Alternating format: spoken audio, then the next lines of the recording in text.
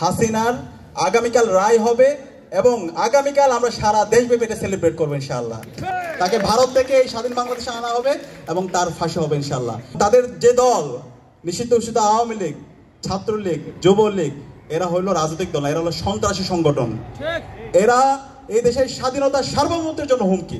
পহেলা অগ্রহায়ণ আদি নববর্ষ, তো যে কোনো উৎসবে আমাদের মধ্যে আনন্দ বিরাজ করে, তাই না?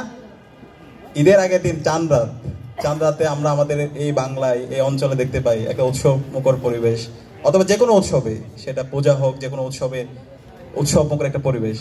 তো আজকের দিনটা একটু বিশেষ স্পেশাল, কারণ স্পেশাল হলো আগামীকাল খুনি হাসিনার রায় হবে এবং সেই রায়ের আগে হচ্ছে পহেলা অগ্রহায়ণ। আজকে ঢাকা বিশ্ববিদ্যালয়ের চারুকলায় আমরা আদি নববর্ষ পালন করছি।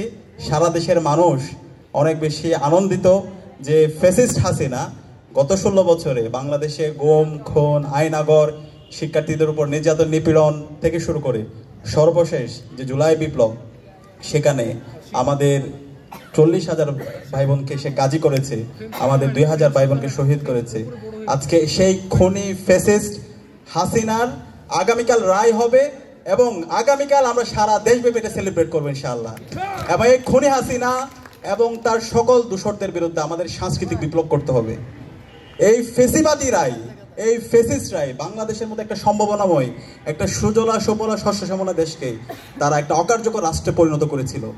বাংলাদেশে এখনো এই খুনি হাসিনার দূষররা তারা রাজনৈতিকভাবে হারছে, কিন্তু কালচারাল ফেসিস্টরা তারা এখন পর্যন্ত বিভিন্ন জায়গায় ষড়যন্ত্র এবং চক্রান্ত করছে।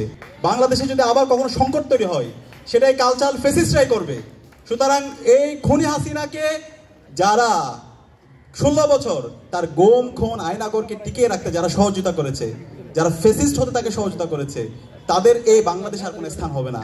খুনি হাসিনার তো কালকেই রায় হয়ে যাবে ইনশাআল্লাহ এবং তার ফাঁসি এই স্বাধীন বাংলাদেশে হবে ইনশাআল্লাহ।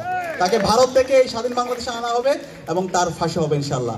এবং তার সকল যে দোসররা আছে তারা গুপ্ত অবস্থায় থাকুক অথবা যারা একটু গর্ত থেকে বের হওয়ার চেষ্টা করতেছে, সবার বিচার এই বাংলাদেশে হবে। বাংলাদেশে এই খুনি হাসিনা এবং তার দোষদের রাজনীতি করার কোনো অধিকার নাই। এবং তাদের যে দল নিষিদ্ধ ঘোষিত আওয়ামী লীগ, ছাত্রলীগ, যুবলীগ, এরা হইল রাজনৈতিক দল, এরা হলো সন্ত্রাসী সংগঠন। এরা এই দেশের স্বাধীনতার সার্বভৌমত্বের জন্য হুমকি। খুনি হাসিনা এবং তার দোসরদেরকে সমূলে উৎপাদন করতে হবে এবং সেই জায়গায় আজকে সারা বাংলাদেশের মানুষ এক হয়ে গেছে। সকল রাজনৈতিক দলগুলো এক, সকল ছাত্র সংগঠন এক আছে। পরবর্তী যে প্রজন্ম আছে তাদেরকে দেখাইতে হবে এই খুনি হাসিনা কত বড় ফ্যাসিস্ট ছিল এবং এই মুজিববাদীর যে কালো ছোঁয়া, এটাকে এই সমাজ থেকে সমূল উৎপাদন করার লড়াই সংগ্রাম আমাদেরকে দিতে হবে। আমাদের এই বাংলাদেশকে যদি আমরা সারা বিশ্বব্যাপী নেতৃত্ব দিতে চাই এবং আমাদের এই শহীদদের আকাঙ্ক্ষার আলোকে যদি বাংলাদেশ বিনির্মাণ করতে চাই, তাহলে আমাদের নেতৃত্বের আমূল পরিবর্তন দরকার।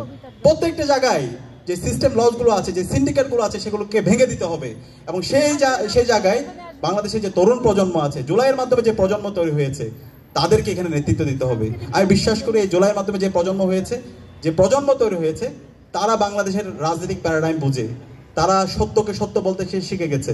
আমি বিশ্বাস করি এই প্রজন্মই আগামীর বাংলাদেশে নেতৃত্ব দিবে।